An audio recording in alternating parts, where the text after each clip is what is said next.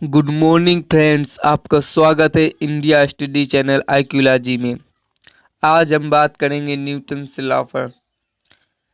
तो न्यूटन्स के नियम महान वैज्ञानिक आइजैक न्यूटन ने सन 1687 में अपनी प्रिंसिपिया बुक में गति के संबंधी नियमों को उल्लेख किया था। न्यूटन्स के 3 नियम होते हैं, जिसमें प्रथम नियम को जड़त्व का नियम कहते हैं, सेकंड नियम को बल का नियम कहते हैं और थर्ड नियम को क्रिया प्रतिक्रिया का नियम कहते हैं। आइए चर्चा करते हैं फर्स्ट नियम। न्यूटन की गति का फर्स्ट नियम में जैसे अगर कोई वस्तु विराम अवस्था में है तो विराम अवस्था में रहेगी, अगर कोई वस्तु गति अवस्था में है तो गति अवस्था में रहेगी, जब तक इसमें कोई वाह बल ना लगाया जाए। इसे जड़त्व का नियम भी कहते हैं और इसे न्यूटन के गति का प्रथम नियम भी कहते हैं। इसकी सीधी सी परिभाषा यह होगी कि बल वो बाह्य कारक है जो किसी वस्तु की प्रारंभिक अवस्था में परिवर्तन करता है या परिवर्तन करने का प्रचेष्टा करता है। जैसे अगर कोई वस्तु या कोई पिंड है वो एक स्थान पर स्थित है, तो अगर कोई वाह बल नहीं लगाएंगे तो एक स्थान पर स्थित रहेगी, अगर कोई वाह बल लगा देंगे गतिमान अवस्था में रहेगी, अगर वाह बल न लगाया जाए तो वह वस्तु गतिमान अवस्था में रहेगी। इसे जड़त्व का नियम कहते हैं। न्यूटन्स के गति के प्रथम नियम के कुछ अनुप्रयोग हैं। जैसे फर्स्ट एग्जाम्पल में बात करें तो चलते हुए ट्रेन या बस से उतरने वाले व्यक्ति को थोड़ी दूर उसी दिशा में दौड़ना पड़ता है। आप लोगों ने देखा होगा कि बहुत ही धीमी गति से चलती हुई ट्रेन या किसी अन्य गाड़ी से जैसे हम उतरते हैं तो उसी गाड़ी की दिशा में हमको कुछ दूरी तक चलना पड़ता है। नेक्स्ट एग्जाम्पल बात करें तो जैसे कि कोई गाड़ी है और उसमें व्यक्ति अचानक ब्रेक लगा देता है तो आगे की ओर झुक जाता है, तो इसका कारण यह हुआ कि जो नीचे का हिस्सा है, व्यक्ति के नीचे का हिस्सा है, वो हमारा कैसा रहता है, गतिमान अवस्था में रहता है। नीचे का हिस्सा गतिमान रहेगा, ऊपर का हिस्सा विराम अवस्था में रहता है। जब बाह्य बल लगता है तो ऊपर का हिस्सा भी गतिमान हो जाता है। जैसे कि तेजी से चलने वाली गाड़ी जब अचानक मुड़ जाती है तो व्यक्ति भी उसी दिशा में मुड़ जाता है। और नेक्स्ट एग्जाम्पल की बात करें तो नेक्स्ट एग्जाम्पल जैसे कि हम पेड़ की शाखाओं को जोर से हिलाते हैं तो उसमें लगे फल टूट जाते हैं, इसे जड़त्व का नियम भी कहेंगे और ये गुरुत्वाकर्षण नियम का भी नंबर 1 उदाहरण होगा। नेक्स्ट बात करते हैं न्यूटन्स के गति के द्वितीय नियम। न्यूटन्स के गति के द्वितीय नियम को बल का नियम भी कहते हैं। इसमें जो बल होता है किसी वस्तु पर लगाया गया बाह्य बल उसके द्रव्यमान और उसके त्वरण दोनों के अनुक्रमानुपाती होता है। त्वरण का सूत्र बता दिया था हमने इसके पहले जो वीडियो है, अगर आप लोगों ने उस वीडियो को नहीं देखा है तो उस वीडियो को जरूर जाके देखिएगा, इसका लिंक डिस्क्रिप्शन में मिल जाएगा आप लोगों को। तो न्यूटन्स के जो गति का नियम है द्वितीय, उसमें एफ प्रोपोर्शनल एम ए अर्थात बल द्रव्यमान और त्वरण के अनुक्रमानुपाती होता है, और त्वरण को वेग परिवर्तन की दर भी कहते हैं। अगर आप लोगों ने अभी तक चैनल को लाइक नहीं किया है तो चैनल को लाइक कर लीजिएगा। आप लोगों को वीडियो ज़रूर पसंद आएगा, इसलिए वीडियो को अंत तक जरूर देखिएगा। तो एफ इक्वल हो जाएगा के एम ए। के यहाँ पर एक अनुपातिक स्थिरांक है, या इसे नियतांक भी कहते हैं। इसका मान हमेशा नियत रहता है। वायु के लिए इसका मान या निर्वात के लिए इसका मान 1 होता है। और इसके अनुप्रयोग की बात करें, न्यूटन्स के गति के अनुप्रयोग की बात करें तो क्रिकेट के खेलते समय जब हम गेंद को कैच करते हैं तो व्यक्ति थोड़ा पीछे की ओर झुक जाता है, जब गेंद पकड़ता है तो थोड़ा पीछे की ओर झुक जाता है। जैसे गाड़ियों में लगने वाले झटकों से बचने के लिए स्प्रिंग ऑफ शॉक्स लगाए जाते हैं। और दो हल्की और भारी गेंद एक समान वेग से गतिशील होती हैं तो हल्की गेंद को कैच करना ज़्यादा आसानी से हो पाता है। नेक्स्ट बात करते हैं गति के तृतीय नियम को, जिसको क्रिया प्रतिक्रिया के नियम कहते हैं, एक्शन रिएक्शन लॉ। गति का तृतीय नियम, जब किसी वस्तु में बल लगाते हैं, जितना बल लगाएंगे वो वस्तु भी हम पर उतना ही बल लगाएगी। इसका तात्पर्य हुआ कि जब एक वस्तु क्रिया रूप में दूसरी वस्तु पर जितना बल लगाएगी तो दूसरी वस्तु विपरीत दिशा में उतना ही बल पहली वस्तु पर लगाएगी। अर्थात बल की क्वांटिटी में कम ज़्यादा नहीं होती है, कम ज़्यादा होते दिशा पे बल की क्वांटिटी वही रहेगी, दिशा पे कम ज़्यादा आएगा, प्लस माइनस का। और इसके एग्जाम्पल अनुप्रयोग की बात करें तो जैसे बंदूक से जब गोली छोड़ी जाती है तो व्यक्ति पीछे की ओर झटका लगता है। इसका यही कारण होता है कि जैसे ही बल से गोली आगे जाती है, जितनी वेग से आगे जाएगी उतनी ही वेग से वो बंदूक को पीछे की ओर धक्का देती है। सेकंड नियम रॉकेट का। रॉकेट जब लॉन्च करते हैं तो उसके बाद में उससे गैस का निकास होता है। जब गैस का निकास होता है तो जितना गैस पीछे की ओर जाएगा, जितना वो धुआं गैसीय धुआं पीछे की निकलेगा, उतना ही रॉकेट और तेजी से आगे की ओर जाएगा। जैसे कि ध्यान दिया होगा, नाव में अगर बैठे होंगे तो ध्यान दिया होगा कि नाव चलाने वाला जो पतवार होता है, पतवार से हम पानी को पीछे की ओर करते हैं तब नाव आगे की ओर जाती है। तो ये हुए न्यूटन्स के गति के तीनों नियम हो गए हैं और आप लोगों को समझ में आ गया होगा। ये वीडियो कैसा लगा इसके बारे में आप लोग कमेंट में ज़रूर बताइएगा। नेक्स्ट चर्चा करने वाले हम अभिकेंद्री बल। अभिकेंद्री बल का सबसे ज़्यादा जो इम्पोर्टेंट होता है वो होता है सूत्र। ये किसी भी कंपटीशन एग्जाम में हो यही जरूर पूछा जाता है। और आजकल जितने भी कंपटीशन एग्जाम हो रहे हैं उसमें साइंस और करंट की महत्व को बढ़ा दिया गया जीके की अपेक्षा। तो टॉपिक बात करते हैं अभिकेंद्री बल के विषय में। अभिकेंद्री बल वो बल होता है जो किसी वृत्त में गति करता है। वृत्त में गति करने के बाद उसकी दिशा केंद्र की ओर होती है, अर्थात केंद्र की ओर दिशा करके जो वृत्त की ओर घूमता है उस पर जो बल लगता है उसे हम अभिकेंद्री बल कहते हैं। इसका सूत्र होता है F = mv²/r। अभिकेंद्री बल के उदाहरण तो सिंपल सा, जब किसी हम बाल्टी में या किसी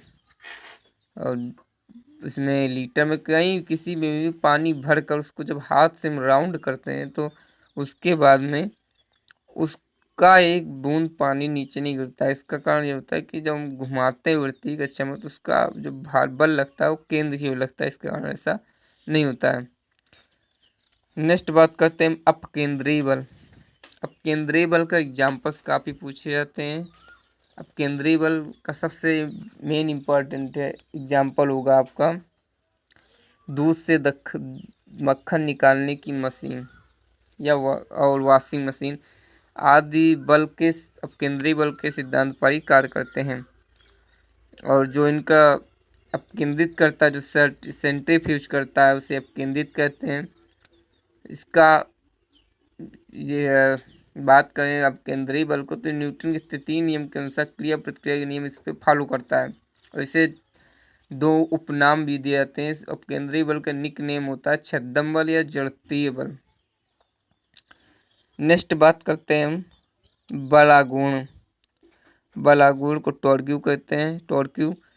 और बलागुण का सिंपल सा फार्मूला है कि किसी भी अक्ष के परितः अगर एक बल, किसी अक्ष के परितः एक बल और उस अक्ष की दूरी, किसी अक्ष के परितः एक बल और उस अक्ष की दूरी के गुणनफल को ही बलागुण कहते हैं।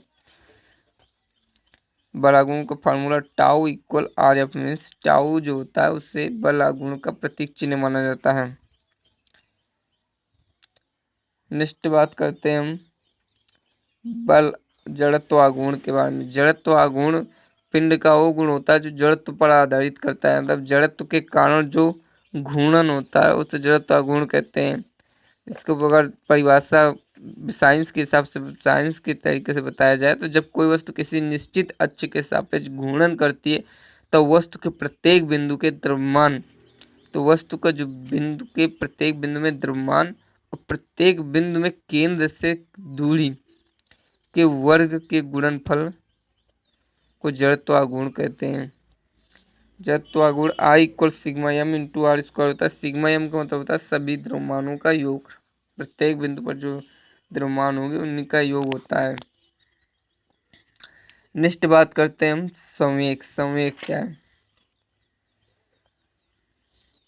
संवेग द्रव्यमान और वेग के गुणनफल को संवेग कहते हैं। संवेग एक सदिश राशि होती है, वेक्टर क्वांटिटीज। इसका मात्रक किलोग्राम मीटर प्रति सेकंड होता है और सदिश राशि को व्यक्त करने के लिए उसके अक्षर में जो सदिश राशियाँ होंगी उसमें वेक्टर का चिन्ह भी लगाना होगा।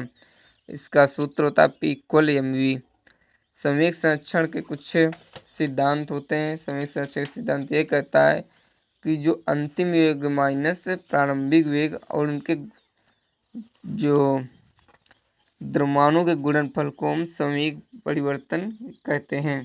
संवेग संरक्षण का नियम उस पर फॉलो करता है, जैसे कि रॉकेट जब प्रवर्धन होता है, रॉकेट का जब रॉकेट लॉन्च किया जाता है तो उस समय रॉकेट से जो ईंधन, जब ईंधन जलेगा तो गैस का निकास होगा, तो गैस का निकास जब होगा तो वो उतनी वेग से ऊपर जाएगा। इसमें न्यूटन्स का थर्ड नियम भी फॉलो करता है और संवेग संरक्षण का भी सिद्धांत इस पर फॉलो करेगा। दहन होने के पश्चात जब रॉकेट ऊपर जाएगा, क्योंकि रॉकेट का द्रव्यमान होता है कम ईंधन के दहन होने से, जितना कम होगा उतना ही वो निर्वात में अपने आप और उसमें वेग में वृद्धि होती जाएगी, जितना कम होगा उसमें वृद्धि होती जाएगी। इसीलिए संवेग संरक्षण के सिद्धांत रॉकेट के नियम पर बहुत फॉलो करता है। नेक्स्ट बात करते हैं हम कोणीय संवेग। संवेग के आघूर्ण, संवेग के घूर्णन को ही कोणीय संवेग कहते हैं, संवेगों के आघूर्णों को कोणीय संवेग कहते हैं। इसे प्रायः जे से प्रदर्शित किया जाता है। कोणीय संवेग को जे से प्रदर्शित किया जाता है और जे जब संवेग का आघूर्ण का मतलब होता है कुछ दूरी होगी, आघूर्ण का मतलब यही हुआ कुछ दूरी होगी, तो संवेग का आघूर्ण इसका मतलब हुआ कि संवेग इंटू आघूर्ण कोणीय संवेग कहलाएगा। कोणीय संवेग इक्वल पी इक्वल आर, मतलब जे इक्वल पी आर या एम वी आर। कोणीय संवेग संरक्षण का सिद्धांत उस पर फॉलो करेगा, जैसे कि हम किसी डोरी को एक पत्थर में बांध दें या किसी डोरी में एक पत्थर को बांध दें और फिर डोरी को घुमाएंगे, तो ध्यान दिया होगा कि डोरी की लंबाई जितनी ज़्यादा होगी उतना ही पत्थर का वेग कम होगा, और जितनी डोरी कम होगी उतना पत्थर का वेग ज़्यादा होगा। नेक्स्ट बात करते हैं हम प्रक्षेप गति, प्रोजेक्टाइल मोशन। प्रोजेक्टाइल मोशन ये होता है कि कोई भी वस्तु को हम अगर जितनी ज़्यादा दूरी तक, अगर हम ज़्यादा दूरी तक फेंकना चाहते हैं उस वस्तु को, तो उसके लिए हमको 45 अंश का एंगल चाहिए। 45 एंगल सबसे ज़्यादा जो मैक्सिमम किसी वस्तु को फेंकने के लिए जो एंगल होता है वो 45 अंश ही होता है, क्योंकि 0 अंश पे तो वस्तु जाएगी नहीं और 90 एंगल पे वस्तु सीधा ऊपर निकल जाएगी, पलायन कर जाएगी। इस स्थिति में प्रक्षेप गति की जो मेन होता है वो 45 अंश ही होता है। प्रक्षेप गति का जब कोई व्यक्ति जैसे भाला फेंक या लंबी कूद का खिलाड़ी या चंक फ्रैंक या हैमर थ्रो, शॉट पुट इत्यादि खेलों में खिलाड़ी हमेशा 45 अंश पर ही वस्तु को फेंकता है, और जिसके कारण वो अधिक दूरी तक प्राप्त कर सकता है। और ऊंची कूद करने वाला खिलाड़ी सिर्फ 90 एंगल पर ऊंचाई पर पहुंचकर ही उसे प्राप्त कर सकता है। तो ऊंची कूद हर एक प्लेटफॉर्म में, हर एक जगह में अलग अलग एंगल इसके निर्धारित किए जाते हैं। अगर आपको ज़्यादा ऊंचाई की आवश्यकता है तो 90 एंगल, बिल्कुल लो ऊंचाई मतलब 0 एंगल। अगर ज़्यादा दूरी की आवश्यकता है तो आपको 45 एंगल पर रनिंग करना होगा या 45 एंगल पर उसको फेंकना होगा। तो आप लोगों को आज न्यूटन्स के नियम, कोणीय संवेग और संवेग संरक्षण के नियम, जड़त्व आघूर्ण, बल आघूर्ण के बारे में बता दिया गया है। ये बहुत इंपॉर्टेंट क्वेश्चन है, ये रेलवे में पूछे जाते हैं और पूछे भी गए हैं। तो आप लोगों को ये वीडियो कैसा लगा है कमेंट बॉक्स में ज़रूर बताइएगा, और अभी तक आप लोगों ने अगर शेयर नहीं किया है तो इस वीडियो को ज़रूर शेयर कीजिएगा, जिससे कि लोगों को वीडियो पता चले और देखें, और कंपटीशन की तैयारी करने वाले सभी लेट्स क्रैक कंपटीशन। अगर आप लोगों ने अभी तक सब्सक्राइब नहीं किया तो वीडियो को जरूर सब्सक्राइब कर लीजिएगा। Thank you for watching this video. Have a nice day.